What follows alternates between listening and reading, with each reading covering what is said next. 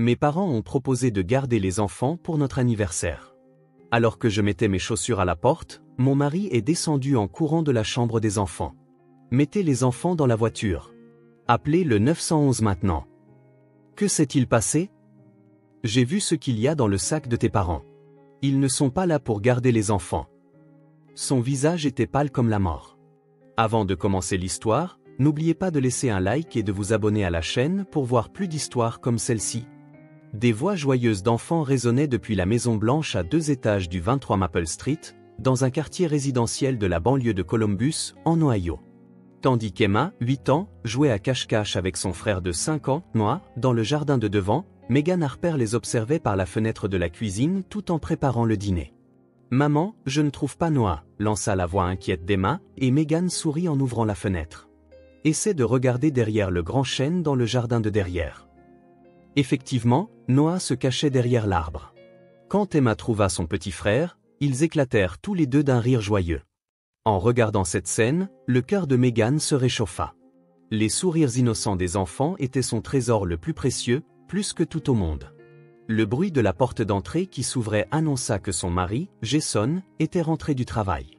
Architecte de profession, il affichait généralement une mine fatiguée, mais son visage s'illumina immédiatement en entendant les voix des enfants. « Papa, bon retour à la maison. » Emma et Noah coururent vers lui, et Jason les serra tous les deux dans ses bras. « À quoi avez-vous joué aujourd'hui? »« On a joué à cache-cache, mais on trouve Noah tout de suite, » expliqua fièrement Emma, tandis que Noah faisait une petite moue. « Je vois.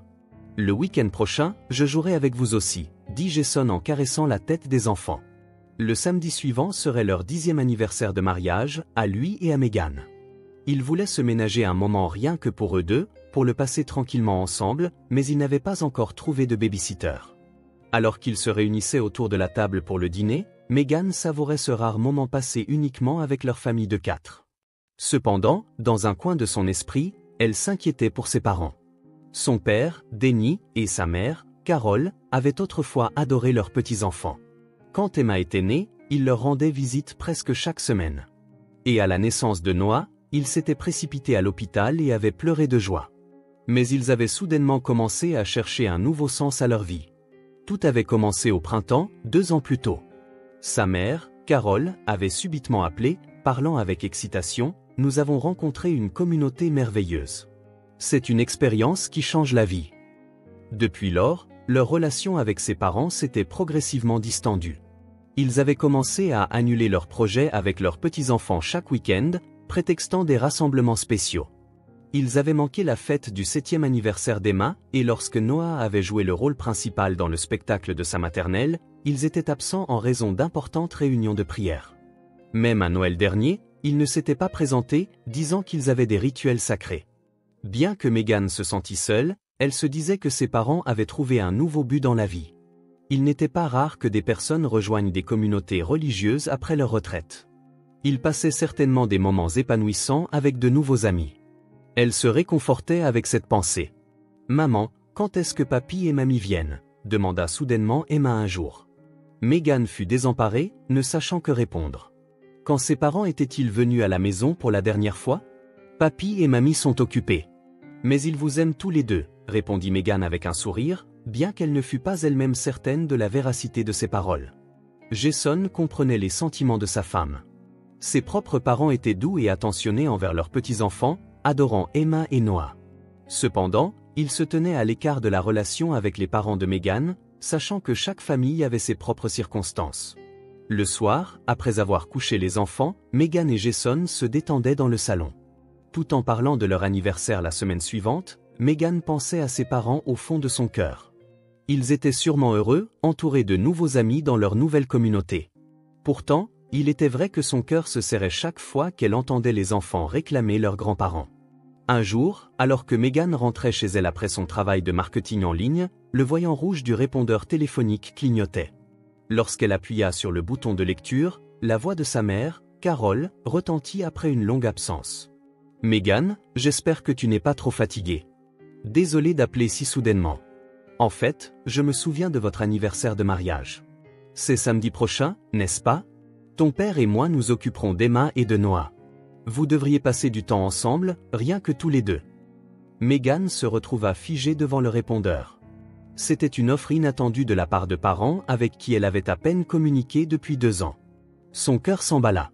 Un mélange complexe de joie et de confusion l'envahit. Ce soir-là, quand Jason rentra, Meghan lui raconta avec enthousiasme le message vocal de sa mère. « Vraiment ?»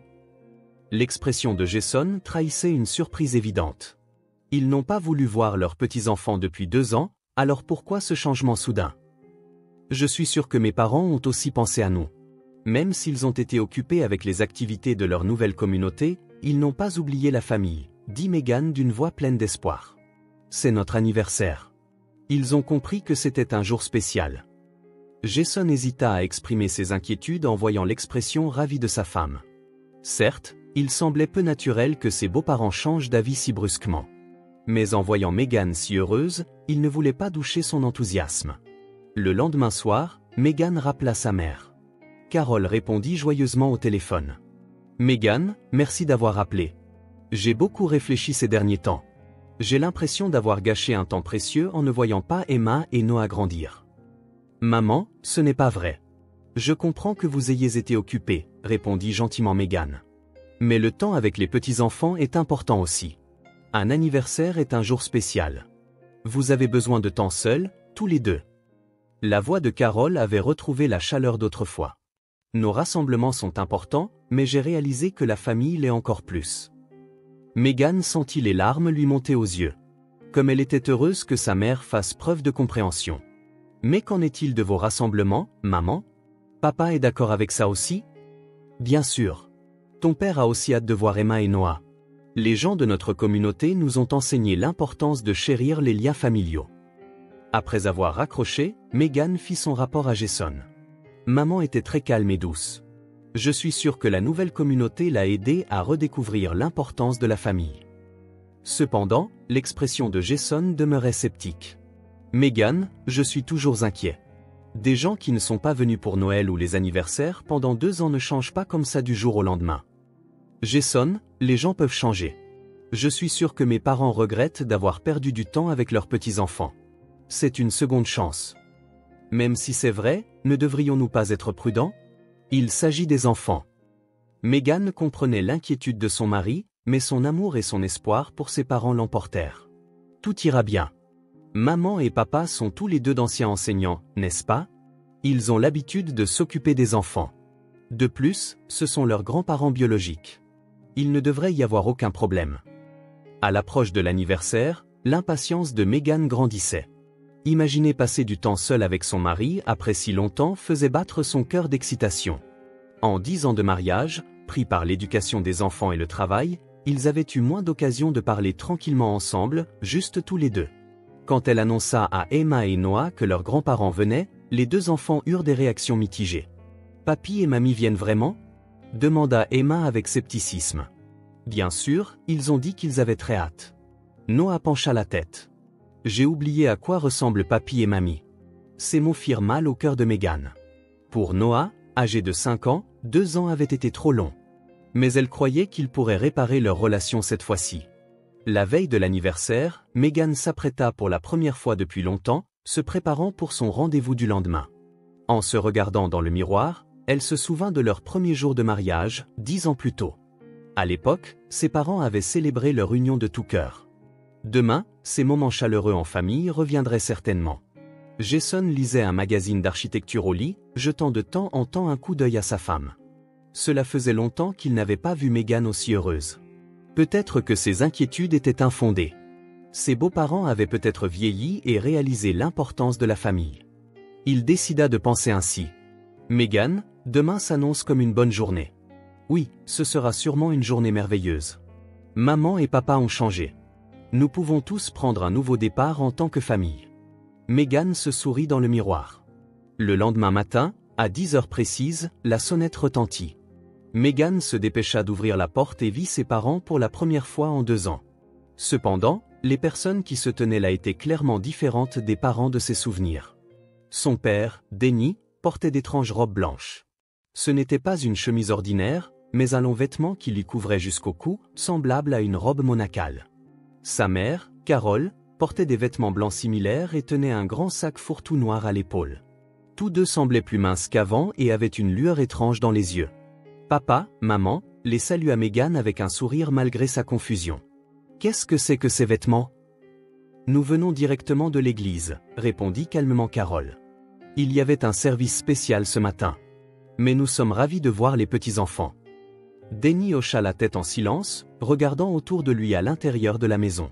Son regard avait une acuité, comme s'il cherchait quelque chose.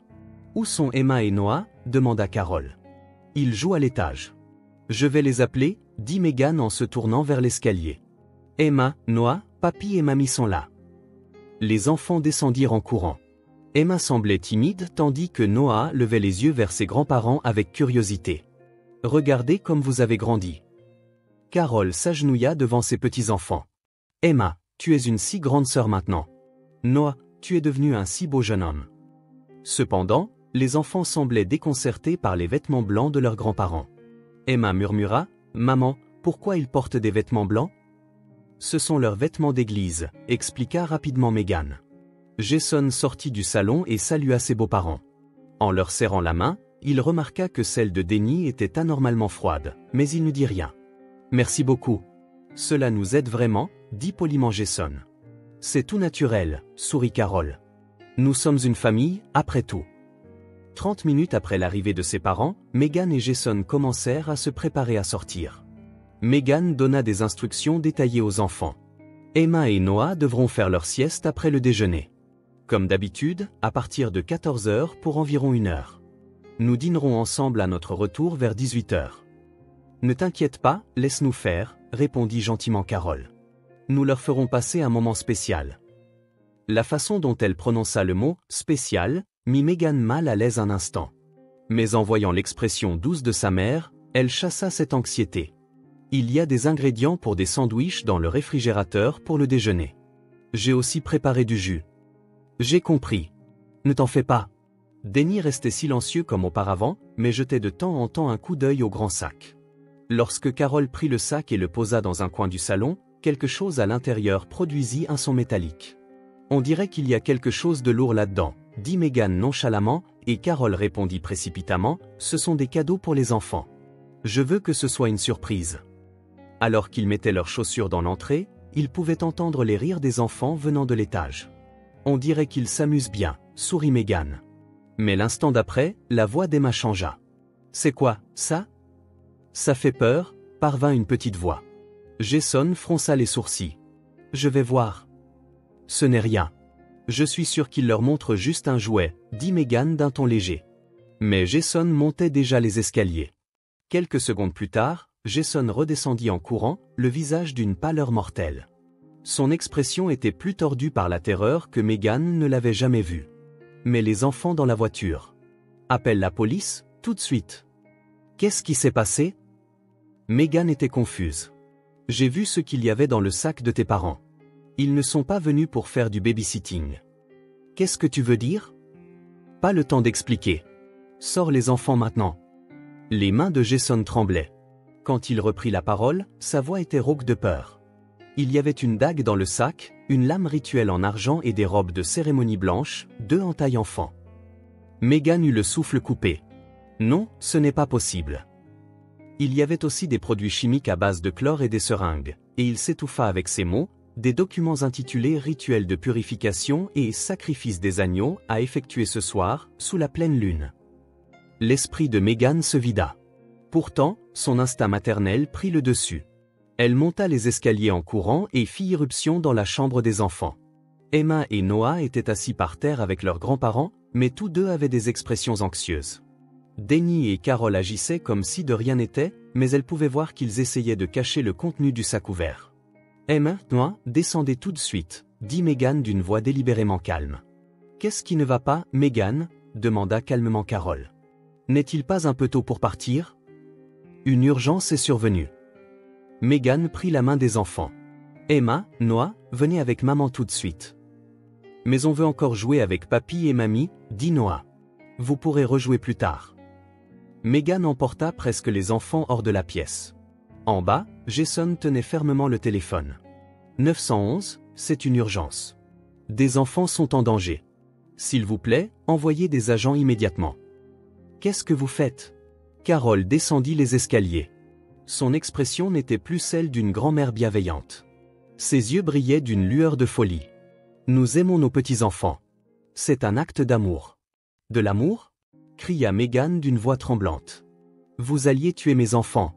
Denny descendit également, fixant la famille avec des yeux froids. Vous ne comprendriez pas, mais c'est une mission sacrée. Emma et Noah sont des enfants élus. Megan essaya de quitter la maison en tenant ses enfants, mais ses jambes tremblaient et ne bougeaient pas comme elle le voulait. Cependant, sa forte volonté de mère la soutint et elle parvint tant bien que mal à se diriger vers la voiture. 15 minutes plus tard, 3 voitures de patrouille de la police de Columbus arrivèrent.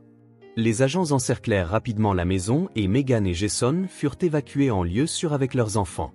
Scène sécurisée, rapporta une voix à la radio alors que le sergent expérimenté Thompson se dirigeait vers l'entrée de la maison des Harper. Denny et Carole accueillirent les policiers sans résistance, avec des expressions calmes. « Pouvons-nous vous aider en quoi que ce soit ?» demanda Carole avec un sourire. Son sang-froid était plutôt sinistre. « Vous allez devoir nous accompagner. Veuillez coopérer à notre enquête », déclara le sergent Thompson poliment mais fermement. À l'intérieur de la maison, l'enquêteur de la police scientifique ouvrit soigneusement le sac en question. Au moment où il en confirma le contenu, le visage de l'enquêteur chevronné pâlit. « C'est au-delà de la normale », dit-il tranquillement à son collègue. « Nous devons contacter le département spécialisé du FBI. » Le sac contenait une dague rituelle de 15 cm, 2 robes blanches pour enfants, de l'eau de javel en grande quantité, plusieurs seringues et des documents manuscrits. Les documents portaient le titre « Rituel de purification de l'Église de l'Agneau de Dieu » avec des procédures détaillées. Âge cible, 5 à 12 ans optimal. Exécuté la nuit de la pleine lune à minuit. En offrant des âmes pures à Dieu, l'exécutant obtient la vie éternelle. En poursuivant sa lecture, les mains de l'enquêteur se mirent à trembler. Ce n'était pas seulement un cas de maltraitance, mais probablement un crime organisé. 3 heures plus tard, l'agente spéciale Sarah Coleman de la division des crimes religieux du FBI arriva sur les lieux. Elle était spécialisée dans le démantèlement de groupes sectaires dangereux depuis 10 ans. Après avoir examiné les preuves, elle mena des entretiens détaillés avec Megan et Jason. Nous enquêtons sur l'église de l'Agneau de Dieu à laquelle appartiennent vos parents depuis 2 ans, commença à expliquer l'agente Coleman d'un ton grave. En apparence, c'est une nouvelle dénomination chrétienne, mais en réalité, c'est une secte extrêmement dangereuse. Megan écoutait en tremblant. « Qu'est-ce que vous voulez dire ? » La doctrine de cette secte enseigne que les adeptes peuvent obtenir la vie éternelle en offrant les âmes d'enfants innocents à Dieu. Au cours des 5 dernières années, au moins 12 enfants sont morts dans des accidents ou de maladies inconnues. Jason Alta. 12 enfants ? C'étaient tous des petits-enfants ou des parents, des enfants de membres de la secte. Les décès étaient habilement déguisés en mort naturelle ou accidentelle. Mais il y avait un point commun. Ils sont tous morts les nuits de pleine lune. Et avant cela, leurs grands-parents ou des proches leur avaient dit qu'ils passeraient un moment spécial ensemble. Megan se couvrit le visage de ses 2 mains. « Je n'arrive pas à y croire. Mes parents, faire de telles choses ? La nuit dernière, nous avons perquisitionné le domicile de vos parents et découvert des faits encore plus choquants. » L'agente Coleman montra des photos de preuve. Nous avons trouvé des photos d'Emma et de Noah avec des notes disant « Prochains agneaux ». Ce soir, c'est la pleine lune. Le rituel devait être accompli ce soir. Jason serra les poings. Si je n'avais pas vu ce qu'il y avait dans le sac?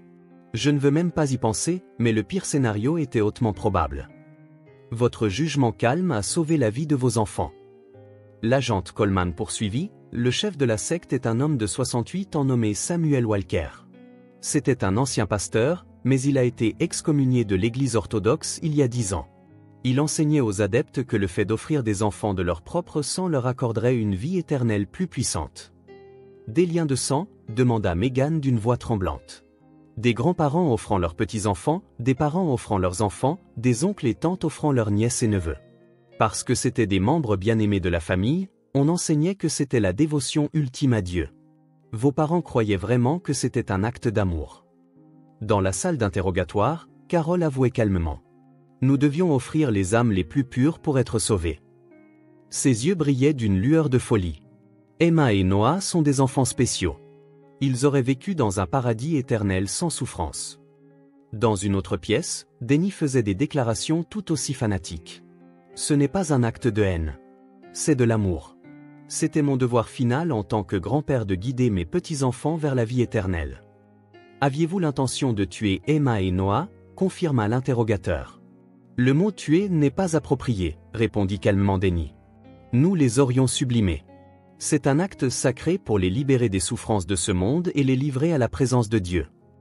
Meghan regardait l'interrogatoire de ses parents sur un moniteur depuis la pièce voisine. Elle pleura en étouffant ses sanglots. Ces gens ne sont plus mes parents. Ce ne sont que des fous.